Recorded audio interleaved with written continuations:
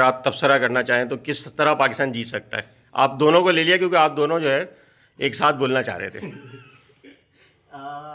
I would say Pakistan के लिए ज़रूरी होगा कि इंडिया की सारी बैटिंग स्ट्रेंथ बिल्कुल टॉप पे कंसंट्रेटेड है और उनकी स्ट्रेंथ सो फार पिछली सीरीज में और वर्ल्ड कप में भी सो फार हैज़ बिन के पहले 6 ओवर पावर प्ले में वो इतने रन बना लेते हैं कि बाद में कोलैप्स भी हो जाए तो फ़र्क नहीं पड़ता।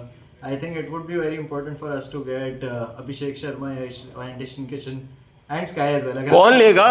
ताबिश भाई, ताबिश भाई कौन लेगा? स्पिन स्पिन टॉप एज अगर लग गया बात है। साइम की कुछ बॉलें और एक्चुअली अबरार तो खैर नहीं कराते लेकिन साइम की कुछ बॉलें ऐसी होती हैं जिस पर नहीं खेल पाते। बॉलिंग में आप किसके डिपेंडेंट होना चाह रहे हैं ताबिश भाई? बॉलिंग में साइम अयूब काफ़ी क्रूशल पार्ट प्ले करेगा। उस्मान तारिक अगर आता है तो वो एक्स फैक्टर बॉलर है और आई थिंक क्योंकि कोलंबो में उन्होंने अभी तक खेला नहीं है, हमारा तीसरा मैच है, तो that could also play big part कि हमारी कोलंबो में प्रैक्टिस है और कोलंबो में स्पिन चलती है। तो अगर नवाज और शादाब पिच पे बॉल कराते हैं तो वो भी काफ़ी मतलब जो ताहा भाई ने प्रेडिक्ट किया कैसे कैसे आउट होना है खिलाड़ियों ने, तो वो ये खिलाड़ी करेंगे। Saim Ayub power play death overs और पहले 2 ओवर्स कौन कराएगा? शाहीन और साइम आई वुड से।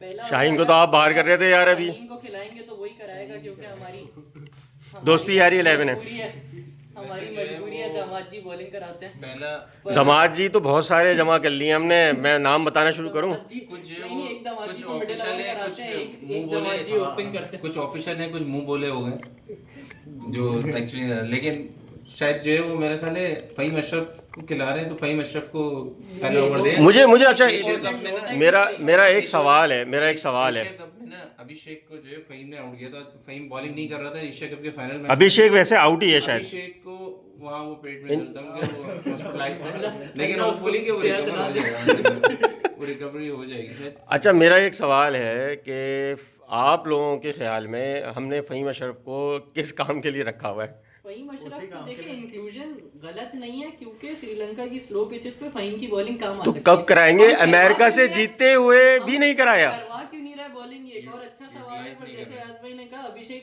की विकेट उसने फ़हीम ने स्लोअर वन पे ही निकाली थी एशिया कप के फाइनल में भी। तो कोलंबो की पिच पे Variation एक्चुअली कम यूजुअल है। बॉलर है वो। बस उम्मीद तो करते हैं मतलब कि वो आज मतलब कैसे पता चलेगा कि वो यूजफुल है? कभी आप एक तरफ हो जाता है फिर इंशाल्लाह उसको चांस देंगे। फ़खर के बारे में कोई ख्याल आपका? किसके बारे में? कोई चांस है कल खेलेगा फ़खर? खेलना तो नहीं चाहिए पर एक ही मुल्क के खिलाफ चलता है वो। पूरे सारे ममालिक मिला के वो सिर्फ इंडिया के खिलाफ ही चलता है। तो उसका पूरा करियर इस पे बिल्ट है कि वो साल में एक बार इंडिया वाले मैच में खेलता है या 2 साल में एक बार, जब मैच दो। जिता देता है लेकिन और बाकी कोई खिलाड़ी मुझे बताए ना कि कौन जिताता है? ये कभी फ़हीम ने जिताया है? लेकिन अभी जो है साहिबजादा फरहान और साइम अयूब जब से इंक्लूजन हुई है, दोनों बहुत अच्छे बैट्समैन। सर, ये जो 3 नंबर खाया है सलमान ने, जो ऑस्ट्रेलिया के खिलाफ 3 नंबर खा गया है और अब वो कुछ नहीं करेगा। लेकिन सलमान की स्पिन पे बैटिंग एक्चुअली अच्छी, वाहिद प्लेयर है जिसको पता अंदाजा होता है स्पिन। बाबर आजम की हालत देखिए आपने स्पिन पे क्या होती है, वो उसका बस वो विकेट के पीछे खड़े होकर डिफेंड करे।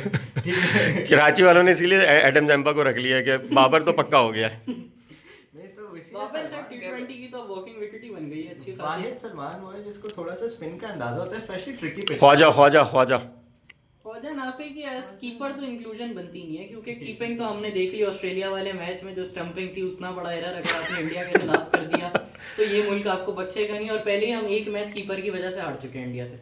अगर तिलक वर्मा वाला रन आउट हो जाता हारिस में तो वो यार, जीत जाते।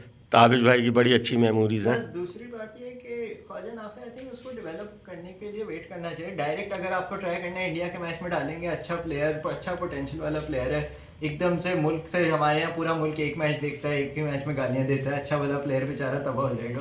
बात आई तो डोंट सही है। थिंक उसको, अगर आपने ट्राई करना था तो आज से 2 महीने पहले से उसको इंक्लूजन में। हम यंगस्टर्स को तबाह करने में टाइम नहीं लगाते। ये तो देखो हसन नवाज, ये तो देखो आपको पता था। इतना अच्छा बैट्समैन था, उसको कभी आपने ग्रो ही नहीं कराया। सेम साइम जो है वक्त के साथ वापस आ गया। साइम की को किस्मत है। टेस्ट मैच में साइम के आ गया वो। नकवी साहब की मेहरबानी है साइम पे। ये कुछ और थोड़ी सी मेहरबानी है कि जब रिजवान और बाबर जब हटे हैं तो कुछ लोगों की जगह बनी है, वरना जो ओपनर्स है वो मिडिल और लोअर मिडिल ऑर्डर में खेल रहे थे। चाहे वो कोई भी हो, जितने भी हमारे ये समाज आए या कोई और आया, हारिस आया। फर्स्ट क्लास में ओपन करवाया हारिस से, हमने पेशावर में 1 डाउन खिलवाया, यहाँ पे जाके उसको 6 डाउन भेज दिया। आपको मैं बताऊं, एशिया कप में हारिस की परफॉर्मेंस सलमान अली आगा से बहुत बेहतर थी। उसको हमने 6 डाउन खिलाया, उसकी जगह ही नहीं है वो हम बंदा- मतलब- वो बंदा पावर प्ले का प्लेयर था, उसको हाँ। हमने 6 डाउन पिंच हिटर भेजा हुआ है। तो जाहिर सी बात है उसको नहीं, वो नहीं चल पाया। चलें, लॉन्ग टर्म बात तो खैर होती रहेगी। तो पाकिस्तान इंडिया में आप कह रहे हैं कि कुछ तब्दीलियां करके हम शायद जीत जाएं। वैसे जीत सकते हैं। पाकिस्तान कितना भी बुरा खेल रहा होता है, आई फील लाइक इंडिया के गेम के लिए थोड़े बहुत सेंसिबल वो निकाल के लाते हैं।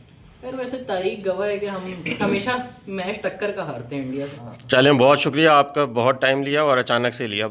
अल्लाह हाफिज़।